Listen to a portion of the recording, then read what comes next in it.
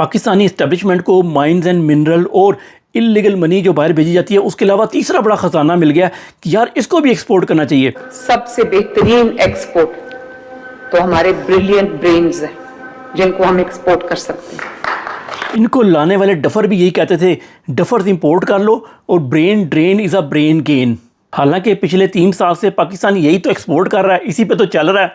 27 लाख लोग पाकिस्तान छोड़ के चले गए हैं पाकिस्तानियों। लेकिन एक बात का मुझे नहीं पता, जिस तरीके से लोगों के गुर्दे निकाल के ये एक्सपोर्ट कर देते हैं, क्या उसी तरीके से तो नहीं इस सबसे बड़े दिमाग का प्लान कि दिमाग निकाल के एक्सपोर्ट कर दिया जाए। मुझे लगता है इसके पीछे एक और सोच भी है कि यार वोटर की एज 18 से 24 साल क्यों करनी, इन सब को जो है ना मुल्क से बाहर भेजो पढ़े लिखों को। ये जैसे मुल्क से बाहर जाएंगे इनका वोट का राइट वैसे ही ख़त्म हो जाएगा और बाहर जाके जो डॉलर भेजेंगे उससे हम जो है इन पे इन्हीं पे जुल्म करेंगे। और दुनिया के बहुत से मुल्क जो उन्होंने पाकिस्तानियों के वीज़े बंद कर दिए। अब आखिरी आसरा इसराइल के ऊपर है कि वो ही बुला सकता है पाकिस्तान से लोगों को, क्योंकि इनके ज़हन में आइडियाज़ ऐसे ही डाले जाते हैं, बाद में इनको पता लगता है ये क्या हो गया। जैसे बसंत का आइडिया पता लगा जी इमरान खान की तस्वीरों की नाम की लोग पतंगे उड़ाएंगे, तो अब समझ नहीं लग रही पाबंदियाँ लगा रहे हैं, जबकि लोगों ने उसका हल भी निकाल लिया कि ये वाली पतंगे उड़ाओ।